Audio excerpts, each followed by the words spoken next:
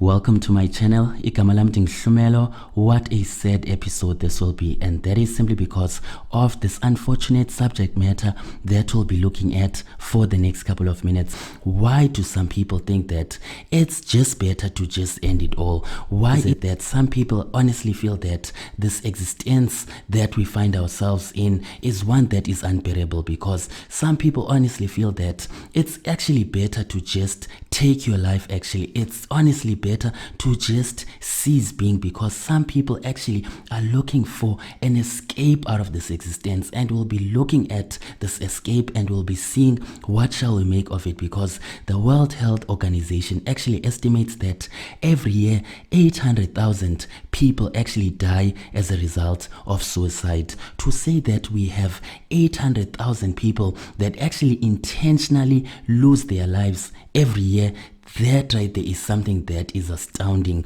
That statistical, implication is something that is staggering, is something that is so confounding, because there are unsuccessful cases, there are unreported cases, and that is why I feel as though the numbers are actually way higher, and that is why I feel as though it's very important for us to be asking ourselves the question, why do some people feel as though it's quite better to just leave the land of the living?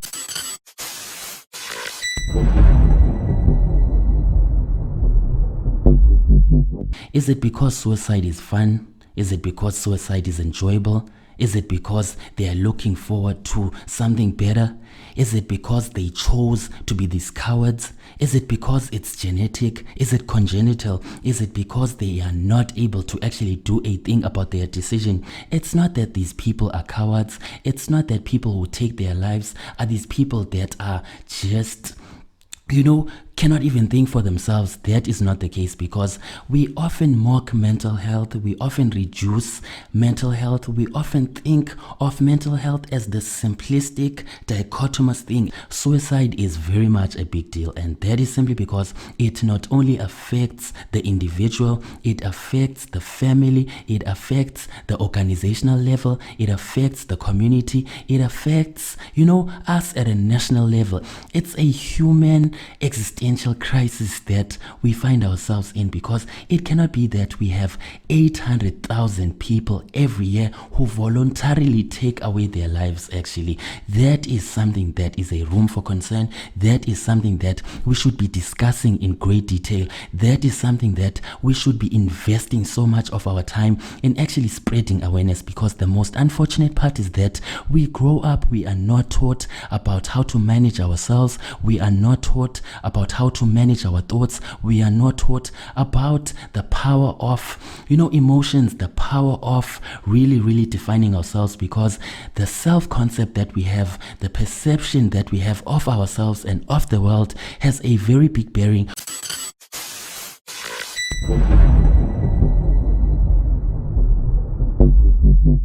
As we'll be seeing for the next couple of minutes, the reason why people commit suicide is so complex. It's one that is multifaceted. Actually, it's one that we cannot simply reduce to just a single causative phenomenon. The devastating connotations, the implications, as well as the resulting effects, actually, because it's not just about the individual, it's not just about the community, it's not at an organizational level, it's not just at a national level, it's also a global problem, actually, because this is a global crisis. The fact that we have 800,000 people that actually think that it's quite better for them to just take their lives, I think that that's something that we should sit down and talk about.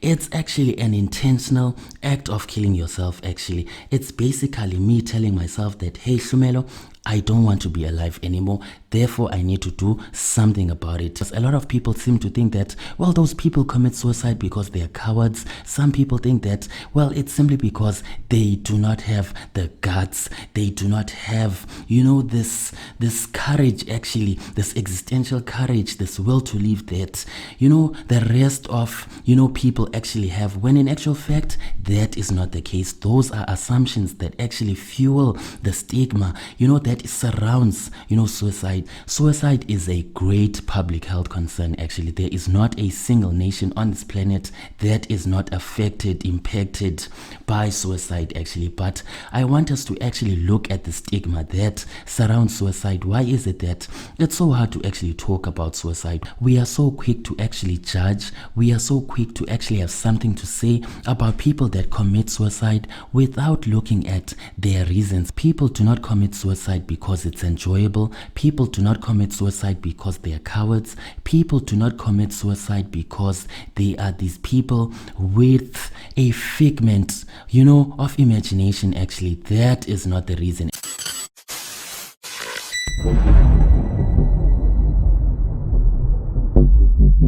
Baninzi abantu nyani abazibuza into kokubana kanti ndisaphila ntoni mna ndodwa, kanti yintoni endiyifunayo kule existence, kanti yintoni le nto ndikuyo.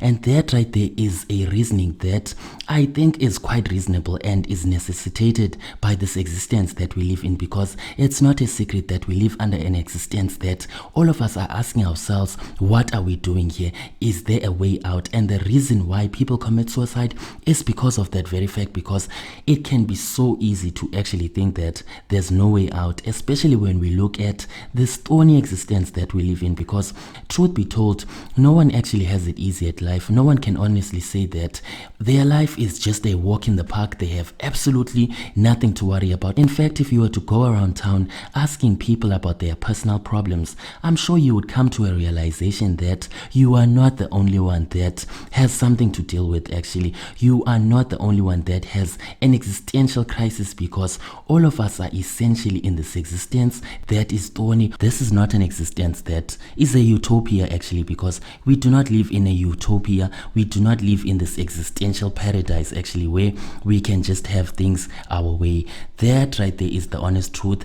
Hopelessness and helplessness are these things that really all of us experience to some degree, to some extent. But that doesn't mean that they should now start getting in our way, actually, because the moment it becomes hard to even wake up in the morning, the moment it actually starts being hard to actually define ourselves in a very positive way, that is the problem now. That right there is why we actually end up feeling that this right here is just something that we should just end it all right here. The reason why people commit suicide is simply because they are looking for an existential escape, actually, out of this thorny existence. And unbeknownst to them, suicide doesn't actually take the pain away, actually. Suicide doesn't actually take the pain away. It simply passes it on to your loved ones.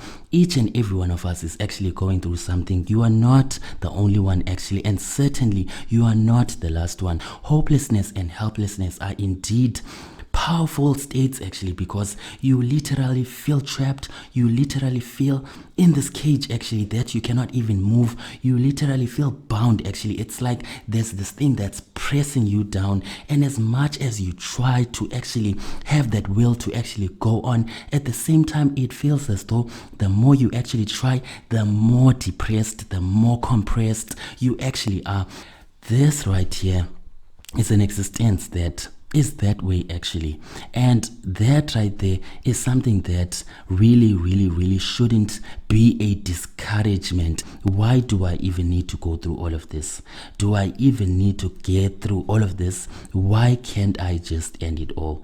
Those are questions that we typically ask, and those are questions that are reasonable, actually. I do not want us to actually continue ridiculing, mental health, actually, because it's actually a very deep issue. It's not as simple as we like it to be. It is multifaceted. It depends on so many factors, but at the end of the day, I feel as though we can actually break free from hopelessness. We can actually break free from helplessness, because that right there is something that we can be able to do when we change the quality of our thoughts, because everything emanates from our thoughts, actually, because how we feel, how we perceive the world, how we define ourselves, the concept we have of ourselves, the image, the self-image that we have constructed of ourselves is something that can be changed at any time, actually, because we do not have to think the same habitual thoughts that are destructive, that pin us down, that tell us that we are not worthy, because because all of us are worthy, all of us possess